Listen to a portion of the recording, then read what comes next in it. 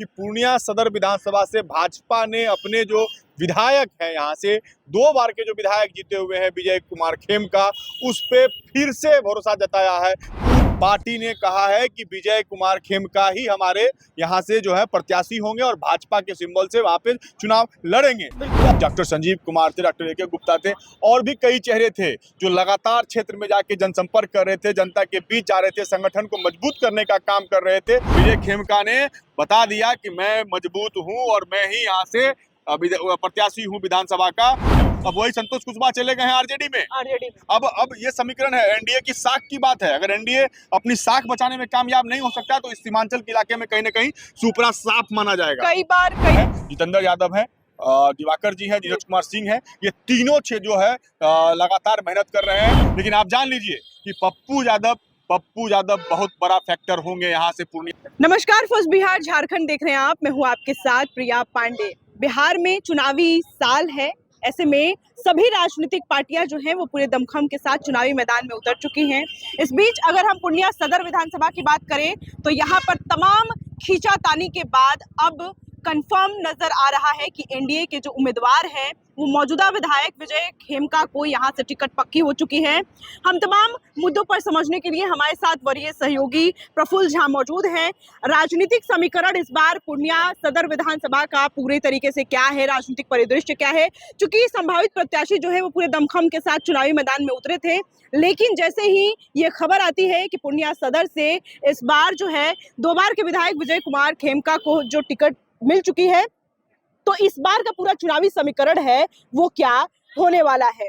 क्योंकि प्रिया पूर्णिया सदर विधानसभा में हमें काफी हॉट सीट माना जाता है पूर्णिया सदर विधानसभा। और पूर्णिया सदर विधानसभा इसलिए चर्चा में था क्योंकि यहाँ से अभी तक चेहरे जो हैं वो क्लियर नहीं हुआ था। आज जो सबसे बड़ी खबर निकल के सामने आ रही है वो ये है कि पूर्णिया सदर विधानसभा से भाजपा ने अपने जो विधायक हैं यहाँ से 2 बार के जो विधायक जीते हुए हैं विजय कुमार खेमका, उस पे फिर से भरोसा जताया है। पूरी तरह से खींचातानी के बाद जो है आप कह सकते हैं कि बैठकों का दौर जारी था, लगातार यहाँ से सर्वे रिपोर्ट जा रहे थे और नाराजगी थी जनता के बीच में। उन सभी चीजों को देखते हुए फिर से पार्टी ने कहा है कि विजय कुमार खेमका ही हमारे यहाँ से जो है प्रत्याशी होंगे और भाजपा के सिंबल से वहां पे चुनाव लड़ेंगे। तो अभी तक लेकिन एक चीज जो क्लियर हुआ है, लगातार जो विजय खेमका के बारे में कहा जा रहा था कि पार्टी उनसे नाराज है, जो बड़े नेता है उनसे नाराज चल रहे हैं, उनकी टिकट काट दी गई है। काफी सोशल मीडिया पे ये भी चीजें चल रही थी। लेकिन अभी जो आप कह सकते हैं कि विजय खेमका ने क्या किया क्या नहीं किया, उन सभी चीजों पे अब जो है आप कह सकते हैं कि विराम सा लग गया है। विराम सा इसलिए लग गया है प्रिया क्योंकि अब विजय खेमका यहाँ से भाजपा के उम्मीदवार होंगे और जहां तक मुझे जानकारी है कि वो 17 अक्टूबर को वो नामांकन दाखिल करने के लिए जा रहे हैं। और यहाँ पे उम्मीद है कि जो बिहार बीजेपी के बड़े और कद्दावर चेहरे हैं वो इस नामांकन कार्यक्रम में जो है वो शामिल लेंगे। चूंकि ये पूरी लड़ाई प्रफुल्ल जिस तरीके से हम देख पा रहे हैं, एनडीए बनाम महागठबंधन, एनडीए के जो उम्मीदवार हैं वो कहीं ना कहीं ये उम्मीद में रह रहे हैं कि मजबूत जो कैंडिडेट है पूरी तरीके से आप उतारे सभी विधानसभाओं में। जैसे कि आज पूर्णिया सदर में ही जिस तरीके से हुआ कि लगातार ये खबरें हमें देखने को मिल रही थी कि पूर्णिया सदर से जो है विजय कुमार खेमका की टिकट कट चुकी है। जो संभावित प्रत्याशी हैं उन्हें कहीं ना कहीं टिकट देने की बात कही जा रही थी, लेकिन आज जिस तरीके से खबर आती है ये तो कंफर्म हो गया कि एनडीए की तरफ से विजय कुमार खेमका है। बात करें महागठबंधन की तो किस तरीके का आप माहौल देख रहे हैं? प्रिया, महागठबंधन से बात करने से पहले हम फिर एनडीए की बात कर लेते हैं। एनडीए में जिस तरह की चर्चाएं चल रही थी और जो कुछ प्रत्याशी थे वो काफी मेहनत कर रहे थे क्षेत्र में। काफी मेहनत करने के बाद इसमें आप कह सकते हैं कि नूतन गुप्ता जी का भी नाम था, पल्लवी गुप्ता डिप्टी मेयर थे उनका नाम था, डॉक्टर संजीव कुमार थे, डॉक्टर ए.के. गुप्ता थे और भी कई चेहरे थे जो लगातार क्षेत्र में जाके जनसंपर्क कर रहे थे, जनता के बीच जा रहे थे, संगठन को मजबूत करने का काम कर रहे थे। उन सभी ने काम किया है और इसका जो फायदा है वो विजय खेमका को मिला है। जिस तरह से भाजपा ने उन पे भरोसा जता दिया है तो अब कहा जा सकता है कि भाजपा एक है, यूनाइट है। विरोध जो होता है और सब पार्टियों में देखिएगा कि अगर टिकट नहीं मिला तो बगावती रूप जो होता है वो दिखने लगा जाता है। आज ही आप किस तरीके से जेडीयू के विधायक देख रहे हैं पटना में किस तरह से नीतीश कुमार से मिले इस्तीफा दे रहे हैं कि जेडीयू में जो है सब चीज ठीक नहीं चल रहा। आरजेडी से कुछ लोग छोड़ के जेडीयू में जा रहे हैं, जेडीयू से कुछ लोग छोड़ के आरजेडी जा रहे हैं। जनसुराज का भी स्थिति है कि अगर टिकट नहीं मिला तो बगावत हो रहा। लेकिन भाजपा है ये, यहाँ पे कहा जाता है कि अनुशासन ही जो है वो सबसे बड़ा है। लेकिन अब सवाल ये है कि आखिर विजय खेमका से नाराजगी क्यों थी लोगों को, हो। विजय खेमका के बारे में कहा था क्षेत्र नहीं जाते थे, क्षेत्र में नहीं दिखते थे, लेकिन इन सारे अटकलों पर विजय खेमका ने बता दिया कि मैं मजबूत हूं और मैं ही यहाँ से प्रत्याशी हूं विधानसभा का।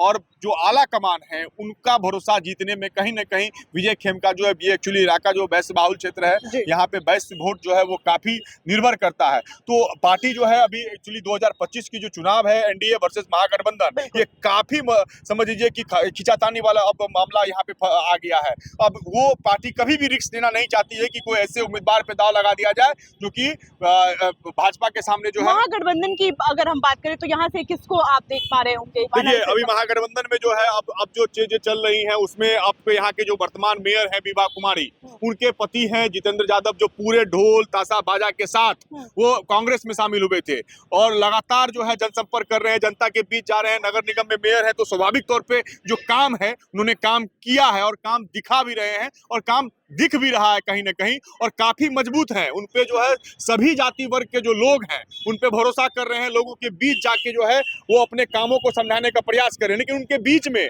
जो एक नाम आ रहा है वो इंजीनियर दिवाकर सिंह का है, और दिवाकर सिंह वो दिवाकर सिंह हैं जो यहाँ के पूर्णिया के निर्दलीय सांसद हैं, जो जनप्रिय हैं, लोकप्रिय हैं, अब मसीहा कहे जाते हैं।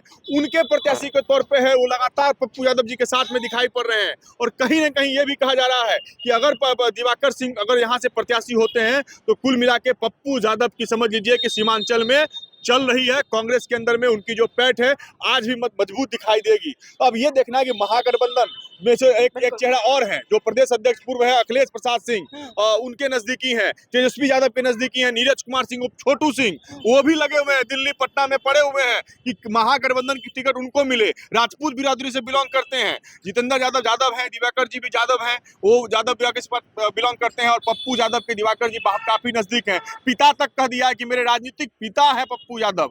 तो पप्पू यादव जिस तरह से दिवाकर जी को लगे हुए हैं, कई दिनों में देख लीजिएगा तस्वीरें सामने आ रही थी कि बड़े बड़े नेताओं से दिवाकर जी की मुलाकात हो रही थी, दिवाकर जी वहां पहुंच रहे थे, पप्पू यादव साथ में हुआ करते थे। तो अब देख लीजिए अगर सभी समीकरणों को देखा जाए सर्वे रिपोर्ट के हिसाब से तो ये तीन चेहरे हैं। अब इस तीन चेहरे में महागठबंधन किस पर फैसला लेता है, क्योंकि सामने तो अब आपका पता चल गया है कि कौन मैदान में आ चुका है, किससे लड़ाई लड़ना है। अगर सही प्रत्याशी नहीं आएगा तो फिर भाजपा को टक्कर यहाँ पे कोई नहीं दे सकता। जी इसमें बात एक बात मैं ऐड ऑन करना चाहूंगी, लेकिन इस बार जिस तरीके से मजबूती के साथ चाहे वो एनडीए के प्रत्याशी हो या फिर महागठबंधन के जितने प्रत्याशी हो, वो इस तरीके से नेताओं का जो चयन कर रहे हैं, ऐसे लग रहा है कि वो सर्टिफिकेट का वो दे रहे हैं कि आप फर्स्ट डिवीजन हो, आप सेकंड डिवीजन हो। ये बड़ा मतलब देखने वाली बात है कि ऐसे विधानसभा में अमूमन हम देखते थे कि कैंडिडेट के तौर पर लोग नाम जो है वो साफ तौर पर घोषित कर दिए जाते थे, लेकिन इस बार का जो पूरा चुनावी समीकरण है, जो कैंडिडेट के नाम घोषित किए जा रहे हैं, ऐसा लग रहा है कि सर्टिफिकेट बांटा जा रहा है। इसको कैसे आप देख रहे हैं? देखिए अभी हम नामांकन प्रक्रिया शुरू है, अब फर्स्ट फेज का हमको लगता है 2 दिन में खत्म हो जाएगा और द्वितीय फेज का जो है वो भी अब 20 तारीख तक खत्म हो जाएगा। लेकिन अभी तक क्लियर नहीं हो चुका है कि कौन होगा चेहरा। इतना तो हम लोग भी 4-5 विधानसभा कवर कर चुके हैं, चुनाव देख चुके हैं, लेकिन इतनी रस्साकसी जो है वो देखने को नहीं मिला था। अब यहाँ पे ये हो रहा है कि अब विजय खेमका सामने प्रत्याशी हो चुके हैं। विजय खेमका जब प्रत्याशी हो चुके हैं तो विजय खेमका को हराने वाला प्रत्याशी कौन होगा, क्योंकि विजय खेमका से तो इतना जान लीजिए जो सर्वे रिपोर्ट गया था उसमें नाराजगी साफ तौर पे देखी जा रही थी। लोगों का भी था कि विधायक दिखाई नहीं पड़ते हैं, लेकिन एक बात जान लीजिए विजय खेमका टिकट लेने में इसलिए कामयाब हो गए, पार्टी ने इन पे इसलिए विश्वास कर दिया। देखो वैश्य वर्ग से आते हैं, मरवाड़ी समाज से बिलोंग करते हैं, और दूसरा ये है कि वो कभी भी पार्टी नहीं चाहेगी कि एक बड़े वर्ग को नाराज कर दिया जाए। अगर चेहरा बदलता भी तो उसी वर्ग में जाने की उम्मीद थी। दूसरा बात यह है प्रिया कि यहाँ पे जो काम की है, आप मेडिकल कॉलेज देख लीजिए, आप एग्रीकल्चर कॉलेज देख लीजिए, अब एयरपोर्ट भी आ चुका है, अब इसके बाद आप यूनिवर्सिटी पूर्णिया में आ चुका है। सड़कों का तो जाल बिछा है, चाहे नगर निगम के माध्यम से हो, चाहे विधायक के माध्यम से, नगर के विधायक हैं तो काम जितना होना चाहिए था सरकार के माध्यम से हो, एक विधायक को जितनी राशि मिलती है उस हिसाब से यहाँ काम पूर्णिया में हुआ है, इसको आप नकार नहीं सकते हैं। हाँ, नाराजगी ये है कि विधायक जो है पूरा तेवर के साथ नहीं चलते हैं, पूरा उस तरह से रुतबा नहीं लेके चलते हैं, इसके लेके नाराजगी हो सकती है। हो सकता है कि लोग का कोई काम नहीं हुआ हो, किसी तरह से जा नहीं रहे हो, तो ये एक अलग मुद्दा हो सकता है। लेकिन भाजपा यहाँ पे मजबूत है,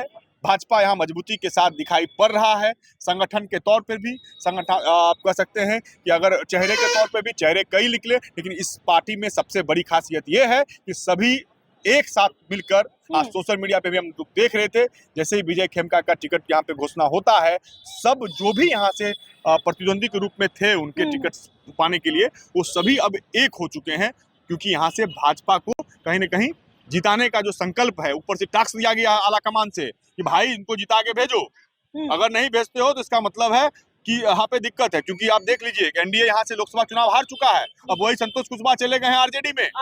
अब ये समीकरण है, एनडीए की साख की बात है, अगर एनडीए अपनी साख बचाने में कामयाब नहीं हो सकता तो इस सीमांचल के इलाके में कहीं ना कहीं सुपरा साफ माना जाएगा।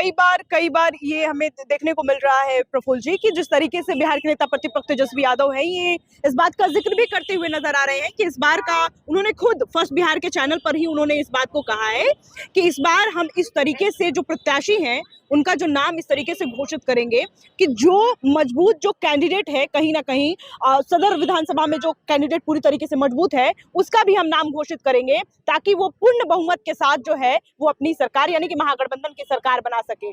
देखिए प्रिया, ऐसा है ना, कॉम्बिनेशन समझ रहे हैं ना, जाट पॉलिटिक्स की कॉम्बिनेशन बिल्कुल। उस कॉम्बिनेशन को तेजस्वी अब बहुत निखर के सामने आ चुके हैं। तेजस्वी अपने जो सहयोगी दल हैं उनको भी नहीं चाहते हैं कि इस तरह के कैंडिडेट उतार दें जो कि पूरी तरह से, क्योंकि सरकार बनाने का पूरा एम लेके चल रहे हैं, तो पूरी तरह से नाप तोल के ठोक बजा के तेजस्वी यादव कैंडिडेट उतारेंगे।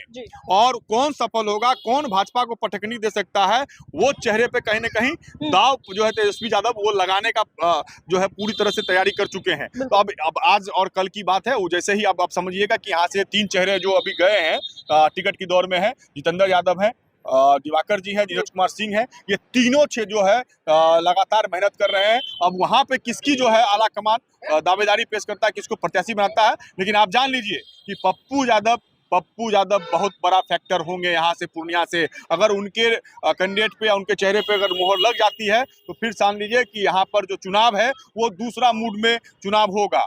अब जितेंद्र यादव को भी आप कम नहीं आंकिएगा, एक सर्वे के रिपोर्ट के मुताबिक, सर्वे रिपोर्ट में जितेंद्र यादव ने यहाँ पे काफी काम किया, निर्दलीय। अब मेयर चुनाव तो कोई पार्टी पे होता नहीं है, 40,000 से ज्यादा वोट जो है वो अपने दम पर क्या कहता है मेयर बनाए हैं, यहाँ पे चुनाव जिताए हैं अपनी पत्नी को, तो उतना वोट तो उनका रखा हुआ है ना, उसको कहीं ना कहीं संजोने का काम करें। और ज्यादा से ज्यादा जब कैंडिडेट अपने आप को मान रहे थे पिछले 1 साल से, तो ज्यादा दौड़े हैं, ये ज्यादा घूमे हैं, ज्यादा सर्वे करवाए, पूरी टीम उतारे हुए हैं, पूरा जो सड़क का जंजाल है, जो काम किए हैं उसको कहीं ना कहीं ये लोग दिखाने का प्रयास कर रहे हैं। नीरज सिंह भी लगातार जिला परिषद के उपाध्यक्ष बनते रहे हैं, लगातार उपाध्यक्ष रहे हैं जिला परिषद के, कांग्रेस के जिला अध्यक्ष रह चुके हैं। तो कुल मिला के स्थिति ये है यहाँ पूर्णिया से कि ये तीनों में से कोई चेहरा आएगा। एक के साथ में पप्पू यादव खड़े हैं पूरी तरह से अडिग होके, निर्दलीय सांसद है, लोकप्रियता में पप्पू यादव से बड़ा नेता इस सीमांचल में तो आपको नहीं देखने को मिलेगा। कई बार इस बात का जिक्र करते हैं, जब हम राजनीतिक पॉलिटिकल की बात करते हैं तो बिहार में इस बात का भी जिक्र होता है कि बिहार में जो है वो जाति को देख करके लोग वोट करते हैं, यानी कि कास्ट बेस पर वोटिंग की जाती है। लिहाजा हम देख रहे हैं कि कुशवाहा वोट बैंक को साधने की कोशिश की जा रही है, कुर्मी वोट बैंक को साधने की कोशिश की जा रही है। ऐसे संभावित प्रत्याशी का जो नाम है वो कहीं ना कहीं कैंडिडेट के तौर पर रखा जा रहा है सामने नेताओं के द्वारा। कैसे देख रहे हैं यार इस बार का जो पूरा विधानसभा चुनाव है प्रफुल्ल जी? मेरा एक यही सवाल रहेगा कि इस बार लोग विकास के नाम पर देंगे या फिर जाति के कास्ट बेस पर लोग इस बार वोटिंग करेंगे? देखिए, इस बार तो नीतीश कुमार ने मास्टर स्ट्रोक कर दिया है, 125 यूनिट फ्री बिजली हो गया है। इसके बाद आप देख रहे हैं कि जो सामाजिक पेंशन योजना है उसको कहीं ना कहीं बढ़ा दिया है, 1100 रुपया हो गया है। इसके बाद जीविका दीदियों को जा रहा है रुपया, जा रहा है 10-10 हजार रुपया करके जा रहा है। तो पूरा जो पिटारा है सरकार का वो खोल दिया। नौकरी के भी लास्ट टाइम में झड़ी लगा दी है नीतीश कुमार। तो विकास तो एक फैक्टर रहेगा ही, लेकिन आप जिस विधानसभा में खड़ी है यहाँ पर जो है एक नाराजगी फैक्टर है, नाराजगी बड़ा फैक्टर होगा। जात पात से हटके यहाँ पर जो है विजय खेमका के बारे में कहा जा रहा था, लेकिन कहीं ना कहीं पार्टी जो है उनके बातों से संतुष्ट होगी, या सर्वे रिपोर्ट लास्ट टाइम में आया होगा कि भाई इनको टिकट दीजिए तो फिर लड़ाई में रहेंगे, या फिर और भी चीजें सामने आई होंगी। तो कुल मिला के जात फैक्टर जो है पूर्णिया सदर विधानसभा में, अब जनसुराज भी एक फैक्टर होगा। जनसुराज अभी तक यहाँ टिकट क्लियर नहीं किया है। अभी जनसुराज, अगर जनसुराज किसको चेहरा बनाता है, अगर जनसुराज किसी बड़े चेहरे को उतार देता है तो फिर वो तो भाजपा और महागठबंधन दोनों के लिए परेशानी हो जाएगा। जनसुराज पर तो प्रफुल्ल जी ये भी आरोप लगा रहे हैं कि इस बार जो है वो पूरी तरीके से टिकट खरीद बिक्री का भी पूरे तरीके देखिए, से ये तो काम हो जिसको रहा है। टिकट नहीं मिलेगा वो तो बोलेगा ही ना कि हमको पैसा जी। मांगा, हमको ये किया। लेकिन जो बात है कि जमीनी स्तर पर जो है ये चीजों को जनसुराज नाप रही है कि अगर हम भाजपा और महागठबंधन के साथ लड़ने जा रहे हैं प्रिया, तो हमको चेहरा कौन चाहिए, किसको अपने चेहरे के बल पे कुछ जो वहां जनता है वो वोट दे सके। पर पार्टी तो है ही, पार्टी उसके बाद उसमें सटेगी, लेकिन पहले उसका चेहरा कैसा, समाज के बीच में, लोगों के बीच में काम करने वाला है या नहीं है, कुछ आगे कुछ किया है कि नहीं, सामाजिक रूप से जुड़ा हुआ है कि नहीं, कितना जात परसेंटेज का वोट है, क्योंकि जात फैक्टर बिहार से कभी प्रिया खत्म नहीं होगा और इस चुनाव में भी आपको यही दिखाई पड़ेगा प्रिया। इस अंतिम सवाल, पूर्णिया में अगर हम बात करें, जिस तरीके से विजय कुमार खेमका 2 बार के विधायक रह चुके हैं, इस बार भी टिकट उनका कंफर्म हो चुका है। अगर महागठबंधन से यहाँ पर उम्मीदवार को टिकट मिलता है, कितना कड़ा मुकाबला देखने को देखिए, मिलेगा? हम आपको 3 चेहरे का नाम बता दिए हैं। जी, बिल्कुल। मेयर के पति हैं जितेंद्र कुमार, कांग्रेस में गए थे, पूरा ढोल टासा के साथ में गए थे, वो भी मजबूत कैंडिडेट चेहरा है। अगर उनके दाग खेल दिया तो फिर समझ लीजिए कि कांटे की टक्कर होने वाली है। और जनसुराज किसको लेके आता है, अगर जनसुराज लेके आया तो भाजपा को कितना डैमेज करेगा और महागठबंधन को कितना डैमेज करेगा, नुकसान आखिरकार किसको होगा ये देखना होगा। क्योंकि विजय खेमका के प्रति लोगों में नाराजगी है या थी अब, लेकिन वो हमको लगता है कि चुनाव आते आते अगर बड़े नेता या बड़े आला कमान जो है वो भाजपा मोदी के नाम पर उन पे कहीं ना कहीं जाके बैठ जाएगा। दिवाकर सिंह के बारे में बोल ही दिए, पप्पू यादव को अपना राजनीतिक पिता बोलते हैं। पप्पू यादव सबसे बड़ा फैक्टर है सीमांचल के इलाके में, उनसे बड़ा नेता तो हम मानते ही नहीं है किसी को भाई। पब्लिक पे जाते हैं, मसीहा के रूप में काम करते हैं, लोगों को धनाधन मदद करते हैं। तो पप्पू यादव अगर दिवाकर जी हो गए कैंडिडेट तो फिर दिवाकर जी के साथ में पप्पू यादव है, उनकी भी प्रतिष्ठा दांव पे लगेगी। नीरज सिंह, छोटू सिंह है तो वो भी जिला परिषद के उपाध्यक्ष रह चुके हैं, वो भी लगातार मेहनत कर रहे हैं। अब देखना ये होगा कि महागठबंधन किस पे चेहरा पे खेलता है। अगर जो चेहरा अगर सही रूप से आया तो जान तो लीजिए इतना तो टक्कर तो यहाँ पे होना है सदर विधानसभा में। इतनी आसानी नहीं होगी पूर्णिया सदर विधानसभा को इस बार जीतना प्रिया। तो आपने देखा कि किस तरीके से हमारे सहयोगी जो हैं, वरीय सहयोगी प्रफुल्ल झा, वो पूर्णिया सदर विधानसभा के बारे में चुनावी समीकरण का पूरी तरीके से उन्होंने विश्लेषण किया।